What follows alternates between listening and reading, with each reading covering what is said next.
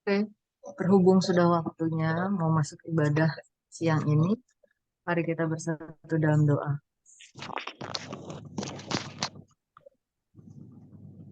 Dari surga Bapa yang baik, terima kasih Bapa atas penyertaan panjang hidup kami yang sempurna dari Engkau ya Tuhan. Bapa, terima kasih Tuhan kami akan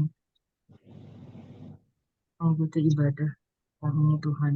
Kiranya hati ini yang akan disampaikan oleh Pak kita dapat kami berdoa dan dapat kita di dalam hidup kami sehari.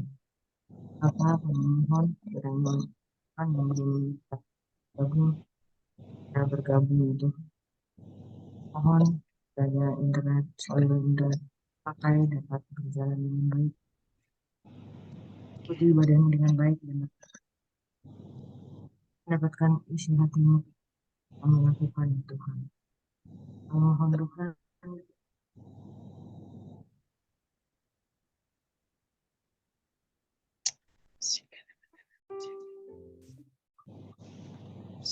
amin. Silakan, Ji. Puji Tuhan. Selamat siang, shalom semuanya. Shalom, puji Tuhan. Saya bersyukur kalau siang hari ini kembali kita boleh bersama-sama berjumpa di dalam kasih-Nya Tuhan. Kita bersyukur meskipun masih secara virtual kita beribadah, namun tidak mengurangi sukacita kita di dalam Tuhan, tidak mengurangi hadiratnya Tuhan di tengah-tengah kita. Baik, yang sudah mendengar suara saya dengan baik boleh lambaikan tangannya. Ya, puji Tuhan. Terima kasih semuanya. Karena kita percaya Tuhan yang kita sembah namanya berkuasa. Bahkan ada kuasa di dalam setiap pujian kepada Tuhan. Haleluya.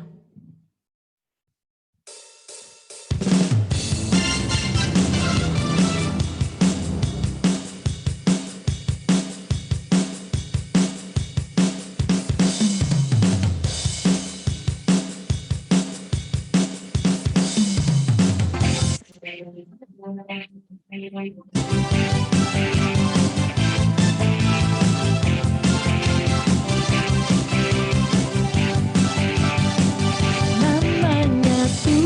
Tuhan benar yang teguh, kota benteng perlindunganku, Dialah yang perkasa, Allah yang perkasa, Dia Bapa yang kekal.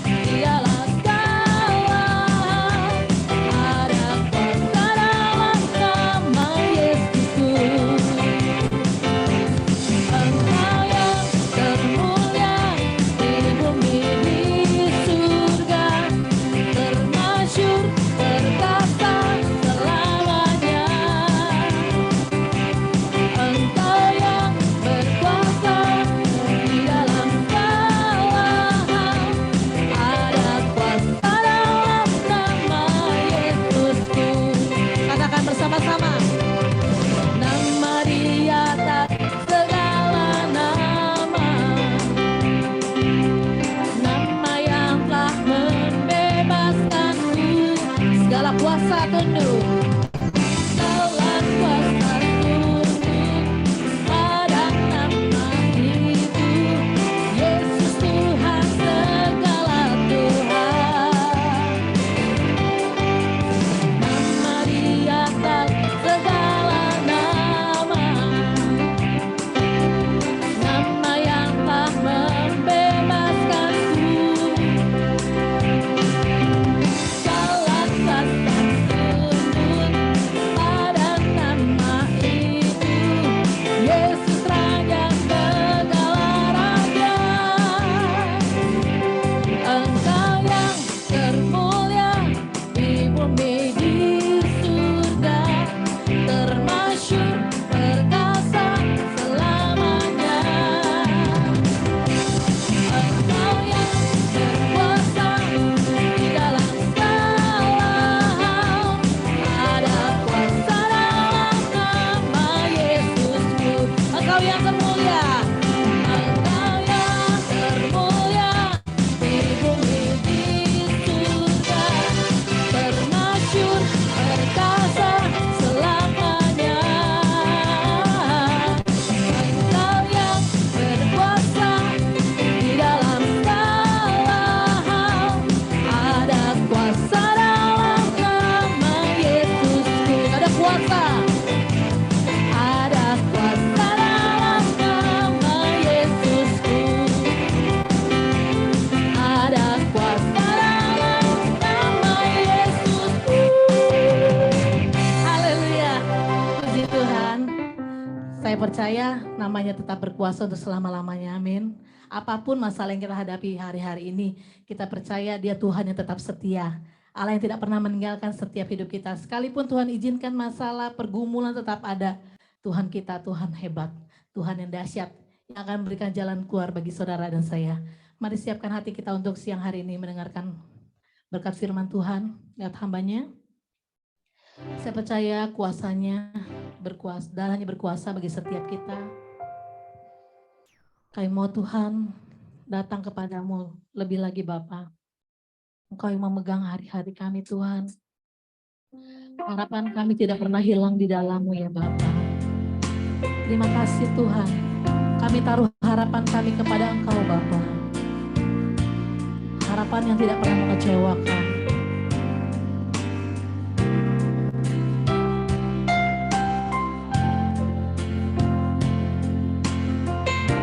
Katakan kasih-Mu. Kasih-Mu, karya-Mu nyata dalamku. Kau pegang hidup.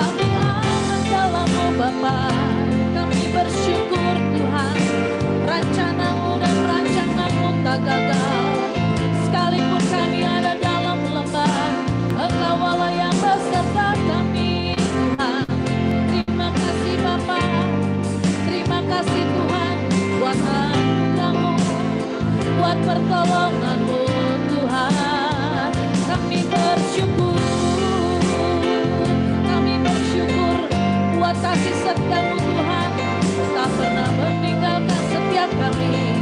Rencanamu sempurna atas kami Tuhan. Terima kasih Bapa. Haleluya. Puji Tuhan. Waktu selanjutnya saya serahkan pada hambanya Bapak Markus, silakan Pak. Kami mengucap syukur Bapa untuk siang hari ini, untuk firman dan hadirat-Mu yang ada bersama-sama dengan kami. Dan terima kasih kalau hari ini Engkau berbicara kepada kami dan membangun kami lewat firman-Mu. Mari Roh Kudus, Roh Allah yang hidup, nyatakanlah Allah kepada kami dan pikiran-Mu, dan kami akan memuliakan Engkau dengan hidup di atas firman-Mu ini. Dalam nama Yesus kami berdoa. Amin. Shalom, saudara-saudara sekalian, teman-teman dari penanaman modal, PPO penanaman modal. Baik, pada hari ini kita akan sesuai dengan judul tema yang diberikan, itu menjadi pemenang dalam segala hal. Kalau saudara tipikal orang yang sangat kompetitif, maka segala sesuatu itu harus menang. Ya, kalah itu rasanya sebagai sebuah hal yang tidak enak, tidak nyaman. Nah, dan semua orang pengen menang, tetapi bagaimana? Apakah bisa menang dalam segala hal? Karena ini kan sesuatu yang kelihatannya jadi mustahil kok dalam segala hal bisa menang. Ya, namanya orang kalau menang, ya menang, ada yang kalah di tempat lain gitu. Tapi dalam segala hal kok bisa? Mari kita lihat apa yang firman Tuhan katakan. Teks kita dari 1 Yohanes 5 ayat 4 dan 5. Saya bisa mengajak Bapak Ibu untuk membaca bersama-sama di tempat saudara. Sebab semua yang lahir dari Allah mengalahkan dunia. Dan inilah kemenangan yang mengalahkan dunia, iman kita.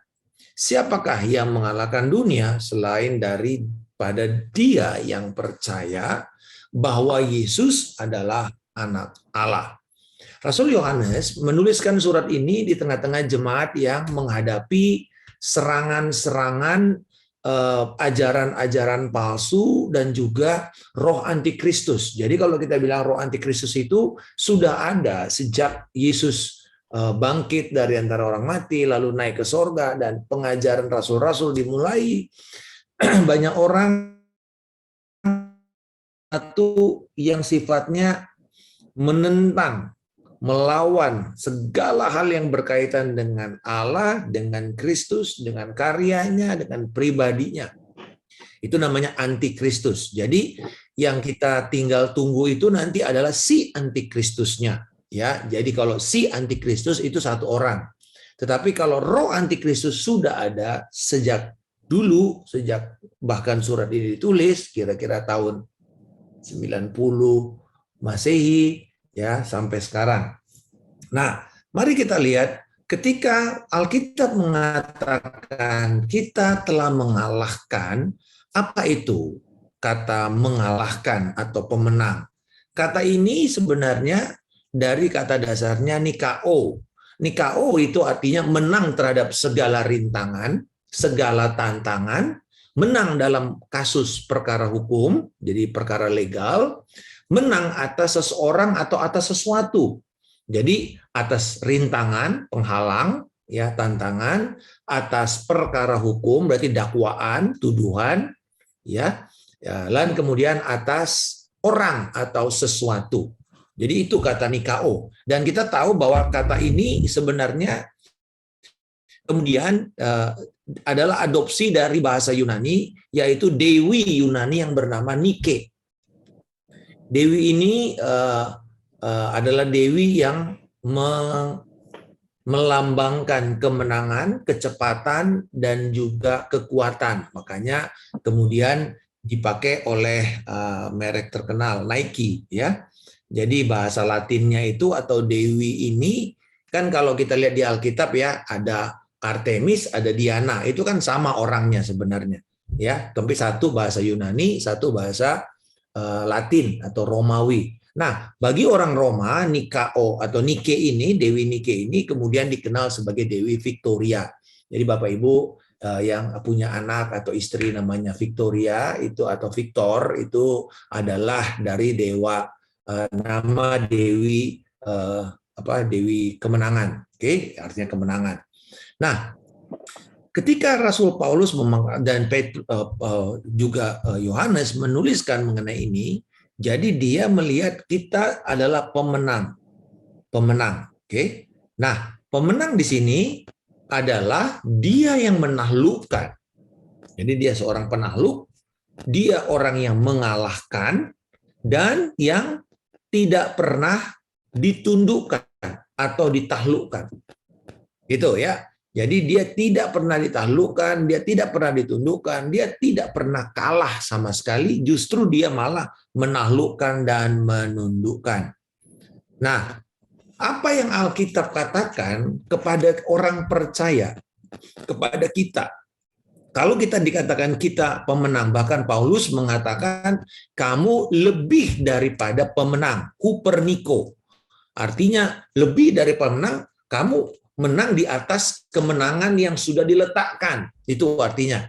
Berarti ada yang sudah membuka jalannya, ada yang sudah mengambil kemenangan itu, dan kamu ada di atas orang tersebut atau pribadi tersebut. Dan kita tahu Yesus Kristus yang pertama telah menjadi pemenang absolut, the ultimate victor, ya. Pemenang yang absolut itu adalah Kristus. Nah, siapa yang di dalam Kristus dikatakan dia mendapatkan kemenangan di dalam 3 area ini. Itu sebabnya Bapak Ibu, ini bisa kita katakan ini adalah kemenangan segala hal. Contoh, mari kita lihat 3 hal ini sudah melingkup segala sesuatu. Yang pertama, dikatakan kamu telah menang atas setan. Bayangin, Rasul Yohanes mengatakan kepada jemaat, aku menulis kepada kamu, hai orang-orang muda, karena kamu telah mengalahkan yang jahat. Nah, dipakai kata yang jahat ini, saudara, yaitu poneron, adalah dia pribadi yang menentang Allah, penguasa kegelapan, penguasa maut, yang menciptakan kebingungan, confusion, chaos. Gitu. Jadi yang jahat ini, si Yohanes ini tidak menuliskan dia pakai kata diabolos atau satanas, yaitu yang mengacu kepada setan atau si iblis, tetapi dia memakai kata atau ungkapan lain yang sebenarnya sama, gitu loh ya, mengalahkan yang jahat. Karena ini dipakai kepada satu pribadi, ya, ton poneron gitu ya. Nah, dikatakan aku menulis kepada kamu, hai orang-orang muda, karena kamu kuat dan firman Allah diam di dalam kamu, dan kamu telah mengalahkan yang jahat. Nah itu, ya, sebenarnya itu mengarah kepada si iblis.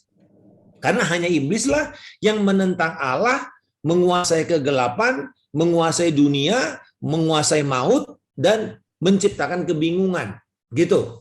Jadi ini sebenarnya dikatakan bahwa kita di dalam Kristus, anak-anak Allah itu telah mengalahkan setan.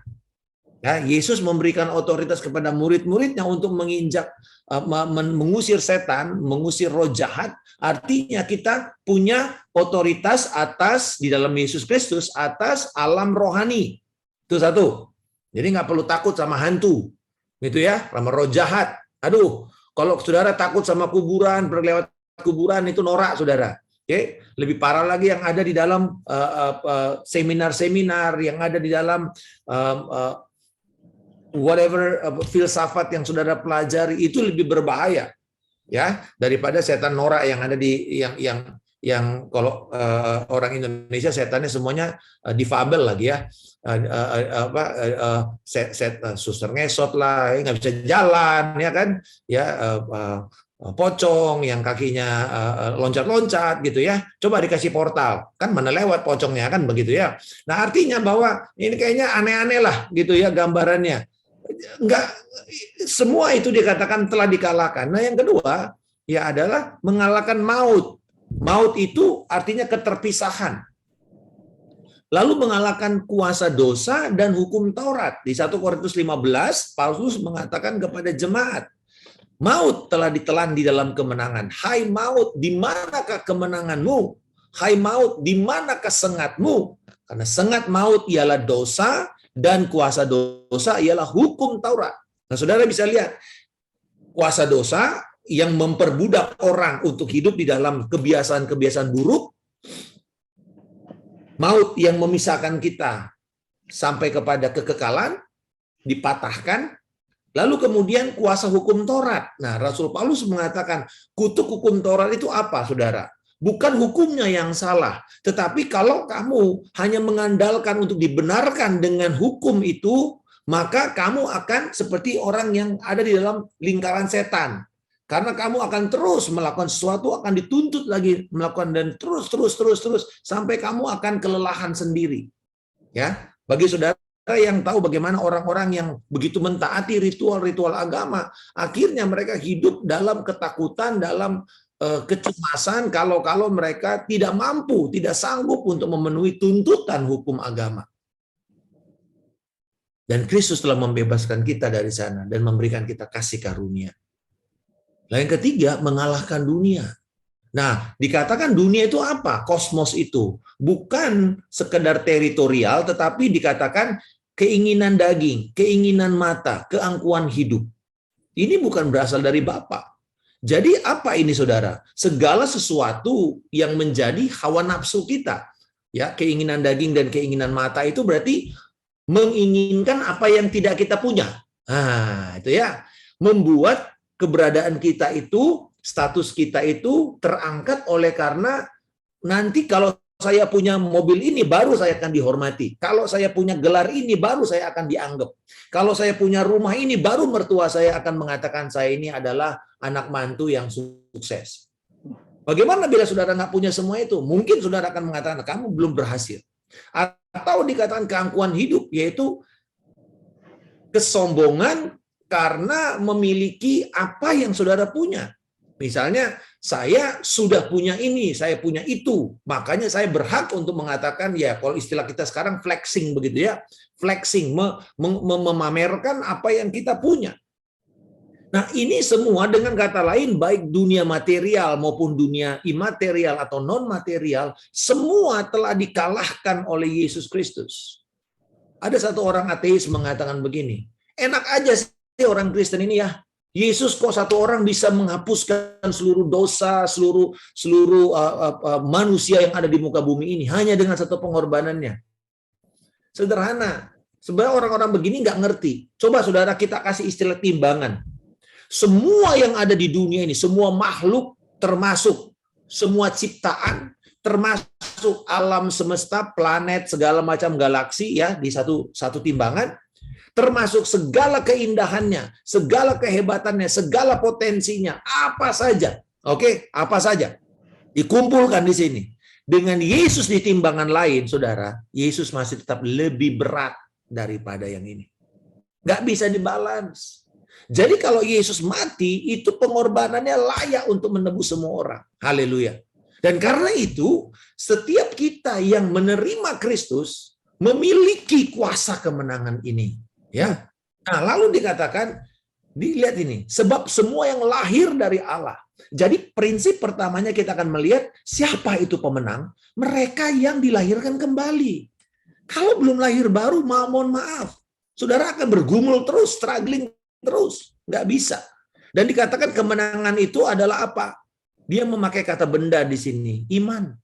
Jadi iman itu adalah saluran sekaligus agen dan kemudian yang menjadi motor ya iman kita. Makanya kita akan melihat 3 hal bagaimana kita menang atas segala sesuatu. Yang pertama, saudara, iman di dalam kebenaran.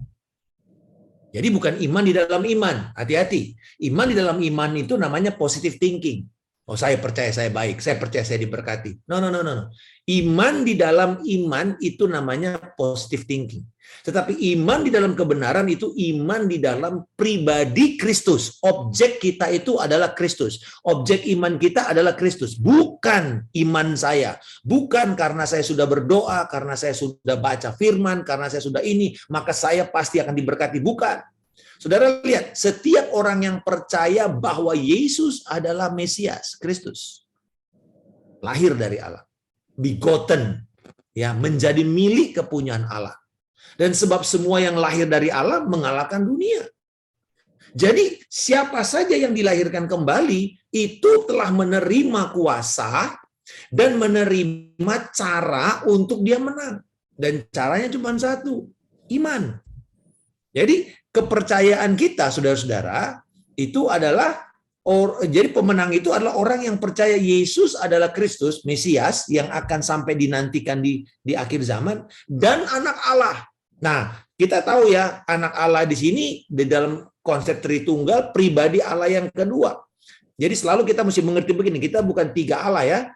Allah Tritunggal itu artinya Allah, pribadi Allah Bapa, pribadi Allah Anak, pribadi Allah Roh Kudus di dalam Allah yang Esa, Ekad, Tauhid kalau dalam bahasa Arabnya. Ya, keesaan Allah. Jadi Allah kita tetap Allah yang Esa, tetapi dengan tiga pribadi.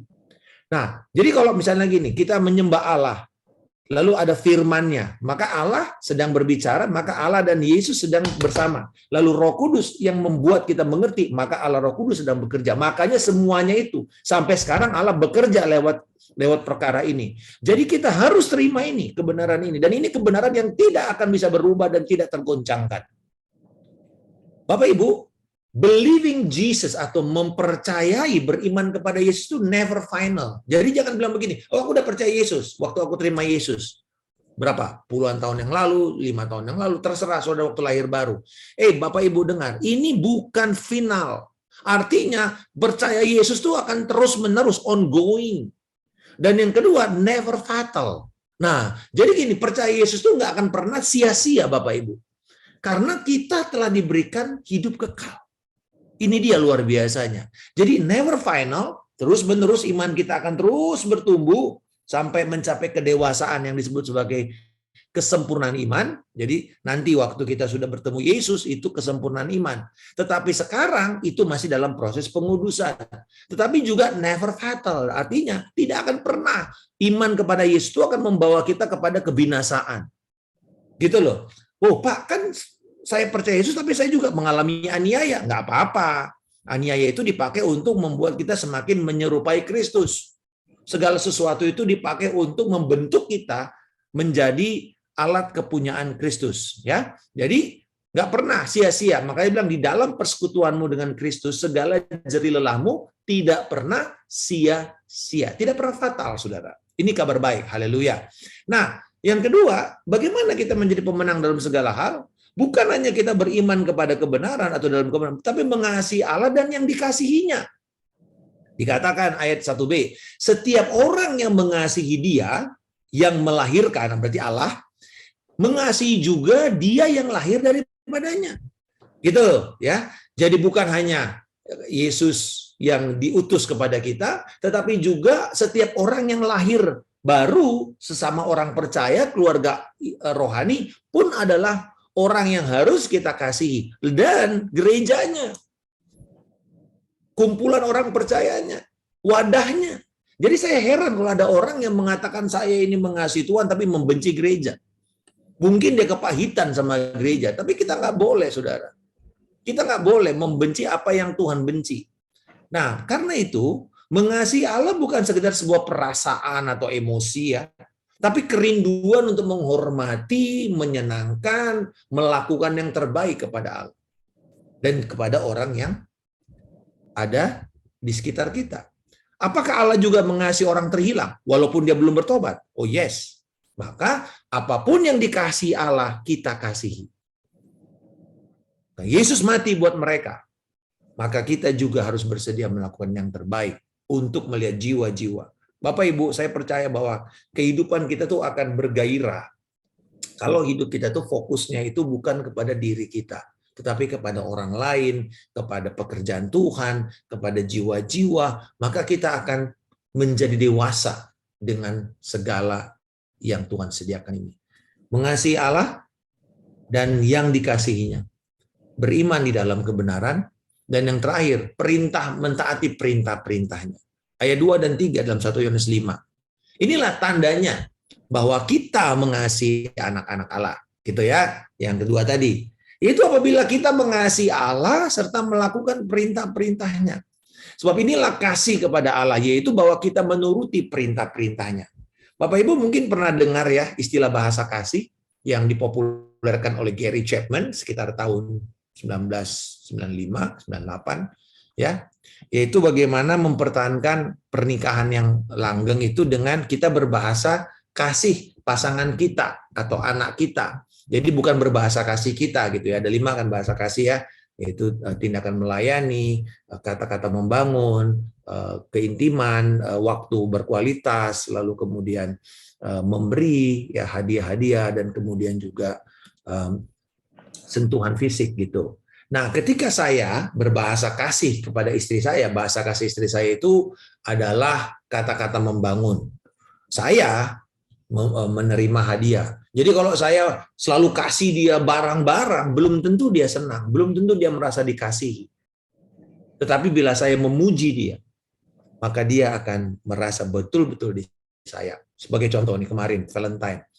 Nah, ini laki-laki ini tanpa sadar, karena saya selalu kalau kirim bunga kepada istri saya, ya 4 kali setahun ya, istri saya terima bunga dari saya, ya Valentine, ulang tahunnya dia, Mother's Day, dan kemudian anniversary.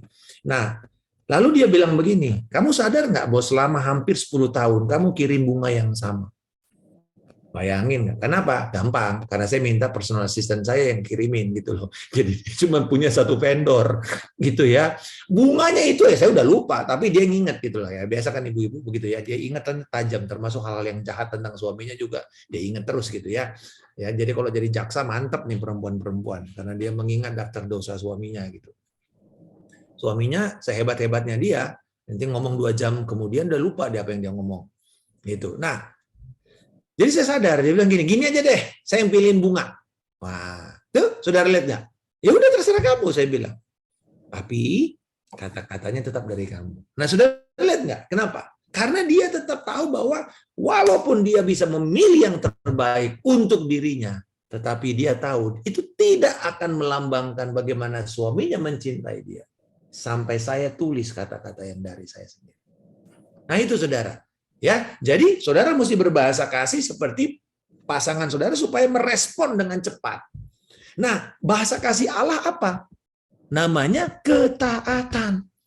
Yesus mengatakan, jika kamu mengasihi aku, kamu akan mentaati seluruh ajaranku dan perintah-perintahku. Jadi kalau kita mau mengatakan I love you sama Tuhan, nggak bisa cuma sekedar kita lakukan apa saja untuk menyenangkan dia. Bukankah firman Tuhan berkata dalam 1 Samuel 15, bahwa mendengar lebih baik daripada segala korban bakaran. Nah, kata mendengar di dalam bahasa Ibrani, syamah, itu identik dengan ketaatan. Jadi nggak ada kata taat di dalam bahasa Ibrani. Yang ada itu kata dengar. Makanya orang Indonesia suka bilang dengar-dengaran. Apa artinya dengar-dengaran? Dengar dan taat kan? Dengar dan lakukan, itu maksudnya. Itu istilah kita, dengar-dengaran. Nah, bahasa Ibrani mengatakan dengar itu berarti dia lihat, dia tangkap, dan dia lakukan. Setelah dia memahami, dia lakukan. Jadi tanpa sampai pada titik melakukan, orang itu belum mendengar. Itu loh maksudnya. Nah, mendengar dan melakukan, kalau dalam konteks sekarang, itu sama dengan taat. Jadi Yesus mengatakan begini, kamu mau mengasihi aku, kamu mau aku merespon kasihmu, taat. Nah, jadi kalau kita mau menang, kita mentaati firman. Nah, bukti keaslian dari iman kita itu adalah ketaatan. Tetapi ketaatan yang dimotivasi oleh kasih kepada perintah-perintahnya. Bukan taat karena takut Tuhan akan marah sama kita. Bukan taat karena saya takut kehilangan keselamatan. Tidak. Jadi ketaatan itu lahir didorong oleh kasih. Jadi motivasi kita melakukan firman adalah kasih kita kepada Allah. Tetapi firman, perintah-perintahnya itu, hukum-hukumnya itu mengarahkan kita untuk mengasihi Tuhan lebih besar lagi. Jadi gini, misalnya, saya mau melakukan firman Tuhan. Misalnya saya mau menyerahkan waktu saya untuk melayani orang-orang yang miskin misalnya gitu. Lalu saya pergi ke sana. Di sana, walaupun sulit, tidak nyaman, tetapi saya lakukan. Ternyata setelah saya lakukan, ya dengan cara yang benar seperti firman Tuhan katakan, hukum-hukumnya, ketika saya lakukan, sikap saya benar, hati saya benar, tindakan saya benar. Lalu kemudian apa yang terjadi? Setelah saya melakukan, ada satu sukacita. Ada satu kegairahan. Dan kegairahan itu buat apa? Buat melakukan yang lebih besar lagi, yang lebih berat lagi, tetapi kita udah lakukan itu dengan sukacita. Nah, begitu saudara. Jadi, hukum dan kasih itu tidak akan pernah terpisahkan. Itu harus hand in hand. Bahkan ada yang mengatakan hukum itu ibarat pagar. Jadi kalau kita mau melakukan sesuatu kan mesti dalam koridor. Do it rightly. Gitu ya kira-kira kalau bahasa Inggrisnya ya. Lakukan yang benar dengan cara yang benar. Dalam koridor yang benar. Nah, koridor yang benar ini apa? Perintah Tuhan. Semangat melakukannya, kasih kepada Tuhan. Jadi kalau kita melakukan kesemua hal ini, saya percaya, saudara tidak punya lagi sesuatu yang saudara akan takutkan untuk mengatakan, apakah saya bisa melakukan firman Tuhan? Apakah saya bisa menjadi pemenang? Pasti saudara pemenang. Saudara menang dalam apa? Itu tadi. Dalam nafsu kita mentaati firman. Apa yang firman Tuhan katakan tentang keinginan-keinginan mata kita? Dikatakan kita mesti menundukkan itu di bawah ketaatan kepada Kristus. Apa yang kita katakan tentang menginginkan kepemilikan? Tuhan mengatakan, hati-hati. Semua itu ngengat dan karat akan gampang menghancurkan dan pencuri akan mudah mencuri. Artinya tidak kekal.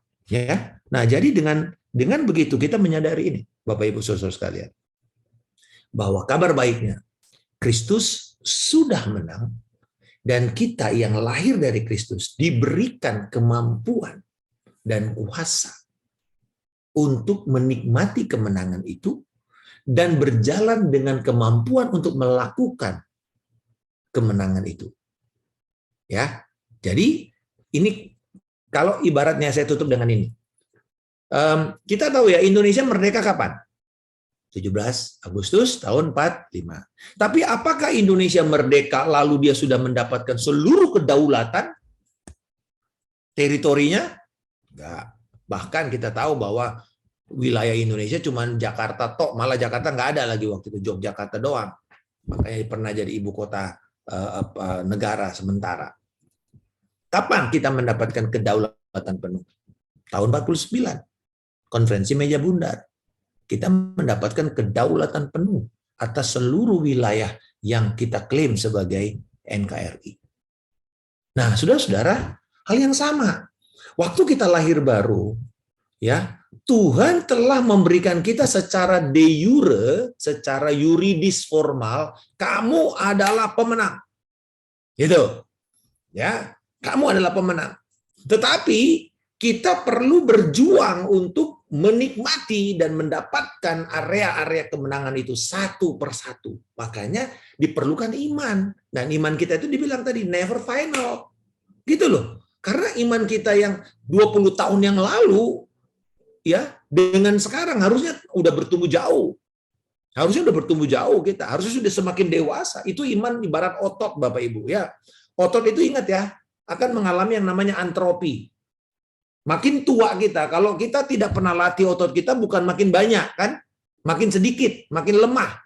Tetapi kalau kita investasi otot kita dari awal, maka pada waktu tua kita akan terjaga dengan baik. Nah, hal yang sama, gitu loh. Jadi kita mesti mengerti kita hidup dengan upaya tubuh kita boleh binasa. Paulus mengatakan bahwa tubuh kami ini secara jasmani makin merosot. Tetapi apa? Manusia batin kami makin lama makin kuat.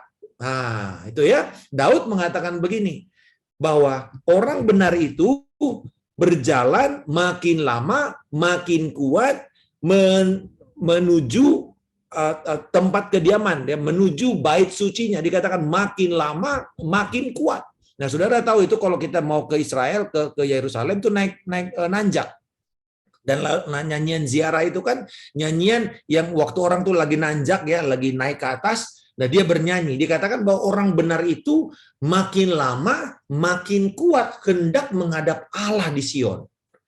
Jadi pada waktu kita hari ini ada dengan kondisi iman kita, harusnya iman kita menjadi lebih kuat, lebih solid, lebih dewasa daripada tahun lalu. Amin, saudara. Nggak usah bandingin, ojo dibanding-banding dengan temanmu, dengan tetanggamu, nggak usah, dengan pendetamu, nggak usah. Mereka memiliki pertandingan iman masing-masing. Saudara nggak bisa memenuhi panggilan iman saya, nggak bisa. Saya nggak bisa memenuhi panggilan saudara. Setiap kita memiliki lajur pertandingan masing-masing. Mari kita setia di sana, dan upahnya adalah upah yang mulia dari Tuhan. Jadi saya mau mengatakan kepada kita hari ini, bahwa kemenangan sudah diberikan kepada kita di dalam Kristus Yesus. Yesus sudah menang, dan Dia sudah memberikan kita kemenangan. Mari kita beriman, mari kita mengasihi Dia terus-menerus, dan mengasihi yang dikasihi Tuhan. Orang percaya, persekutuan orang benar, gereja Tuhan, orang terhilang, kerajaannya, dan yang lebih penting lagi bagaimana kita mentaati Dia. Sehingga kasih kita itu kita ungkapkan di dalam ketaatan kepada firman-Nya. Kita berdoa. Kami mengucap syukur Bapa. Terima kasih bahwa kami tahu semua perkara dapat kami tanggung hanya di dalam Kristus yang telah menguatkan kami. Kami berdoa, setiap kami akan melihat the path of the righteous. Jalan orang benar adalah jalan kemenangan. Yang makin lama makin terang hingga rembang tengah hari. Oh, kami mengucap syukur. Sekalipun mungkin akan tanjakan yang kami hadapi atau turunan curam, tetapi kami tahu Tuhan, tetap ini adalah jalan yang Engkau sediakan, dan kami akan memuliakan Tuhan. Di dalam nama Tuhan Yesus Kristus kami telah berdoa dan mengucap syukur. Haleluya. Amin. Tuhan Yesus memberkati. Terima kasih buat hambanya Bapak Pendeta Markus untuk pelayanan firman Tuhan. Terima kasih untuk Kopeni dan Cierna untuk pelayanan siang hari ini. Terima kasih untuk teman-teman yang sudah hadir di ibadah kita siang hari ini. Untuk teman-teman yang mau mendukung pelayanan POPM bisa mentransfer ke BCA 4580 352 559 atas nama Ibu Sulistiana Harijanti dan Makmuria Wijaya. Ya, teman-teman, kami tetap mengundang untuk hadir di ibadah kita hari Jumat mendatang. Kita sama-sama belajar kebenaran firman Tuhan. Dan kami mohon dukungan doa. Saat ini kita lagi mau bertanya kepada Bursa Efek Indonesia untuk apakah bisa memakai gedung auditorium atau seminar kembali di tahun 2023 ini. Nah, kita belum ada dapat konfirmasi dari pihak Bursa Efek Indonesia. Tolong doakan teman-teman, kalau bisa berarti kita akan ibadah onsite. Diperbolehkan untuk kembali beribadah di auditorium atau ruang seminar Bursa Efek Indonesia. Jadi mohon dukungan doa teman-teman biar Tuhan yang menggerakkan pemilik gedung yang berurusan dengan gedung ya saat ini ya, untuk mereka boleh mengizinkan kita kembali sehingga kita akan memulai ibadah onsite kita lagi di tahun 2023.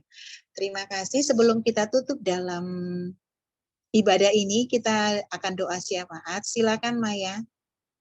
Ya, mari teman-teman semua kita satu di dalam doa.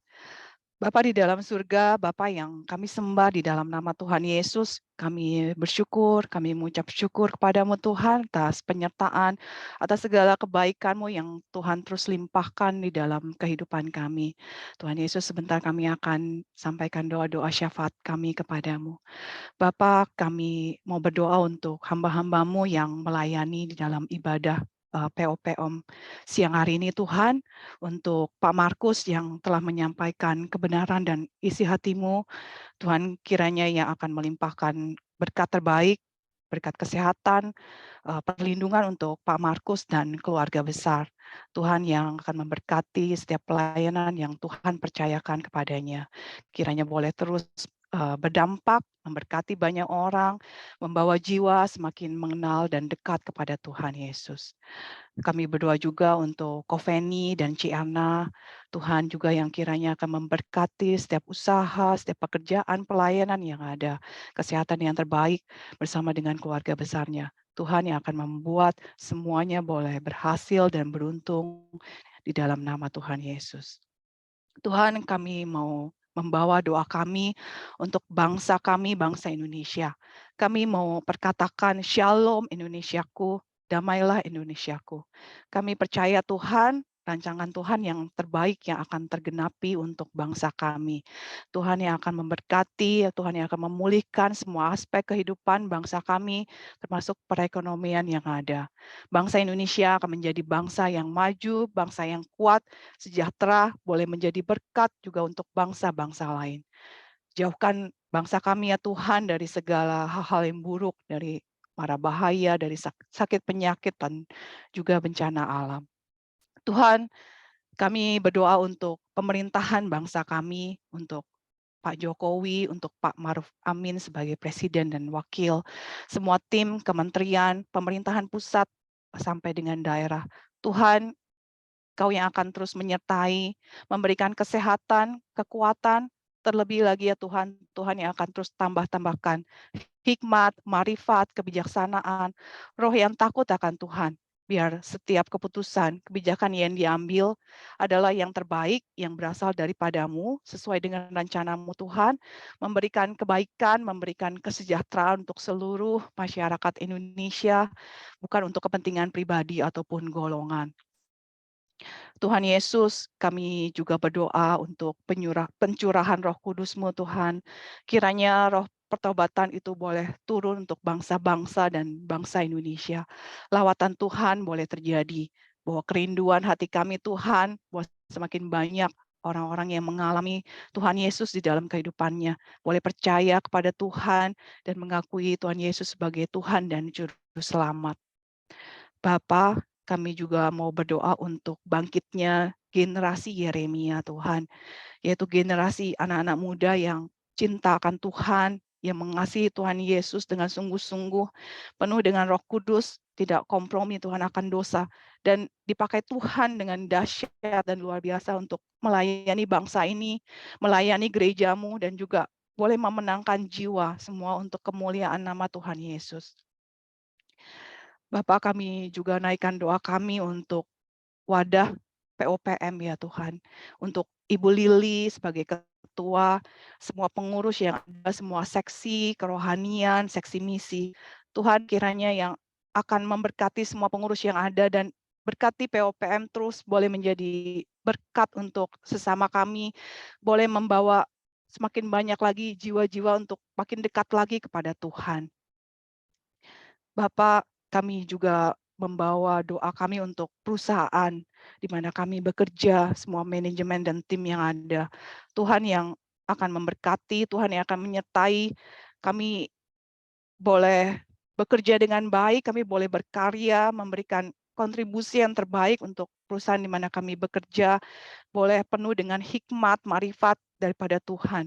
Dan perusahaan kami boleh diberkati Tuhan, dijauhkan dari segala hal yang buruk, dari ancaman krisis, dari resesi. Kami boleh diberkati, kami boleh terus boleh menjadi berkat, berdampak positif buat keluarga kami, buat sesama kami. Kami juga berdoa Tuhan untuk setiap kami, jemaat-Mu yang hadir siang hari ini. Tuhan, kami percaya Engkau yang tahu setiap kerinduan dan pergumulan tantangan kami ya Tuhan. Dan kami terus percaya kepadamu bahwa Engkaulah yang terus menjadi di tempat perlindungan, sumber kekuatan, sumber pertolongan kami. Dan kami percaya bahwa setiap kami, orang-orang yang mengandalkan Tuhan, tidak pernah Tuhan kecewakan. Tuhan pasti tolong, Tuhan pasti bela kami, dan memberikan kemenangan untuk kami. Terima kasih Tuhan Yesus, di dalam nama Tuhan Yesus kami berdoa, mengucap syukur kepadamu. Haleluya. Amin. Silakan hambanya Bapak Markus untuk doa berkat. Saudara-saudara sekalian, marilah kita kembali dan melakukan karya keselamatan Kristus kepada setiap orang lewat pekerjaan, profesi, dan keluarga dimanapun kita berada. Terimalah berkat Tuhan. Tuhan yang memberkati engkau dan Tuhan yang melindungi serta memelihara engkau. Tuhan akan membuat wajahnya bersinar atas engkau dan mencurahkan kasih karunia yang melimpah atas hidupmu. Tuhan menghadapkan wajahnya dan menjawab setiap doa permohonan yang kau naikkan seturut dengan firman dan iman dan ucapan syukur. Memberikan engkau damai sejahtera yang melampaui segala akal dan pikiran. Kebenaran, sukacita, dan damai serta Roh Kudus penuh dan melimpah dalam hidupmu. Kasih karunia dari Allah Bapa, cinta kasih dan perlindungan kita Yesus Kristus, persekutuan yang indah, adat dan manis dengan Roh Kudus, yang akan memelihara engkau dari hari ini sampai Dia datang kelak untuk menjemput kita di awan kemuliaan dan membawa kita masuk di dalam kerajaan damai-Nya sampai kekal selama-lamanya. Dalam nama Tuhan Yesus Kristus kami telah berdoa dan mengucap syukur. Haleluya. Amin. Tuhan Yesus memberkati dan selamat bekerja kembali. Terima kasih. Terima Terima kasih Pak Terima Markus. kasih sekali lagi Bu Ida. Maya, Bu Erna, Ibu Ida, dan semua teman-teman yang baik. Terima kasih. God bless semuanya. Ketemu. God bless, Pak.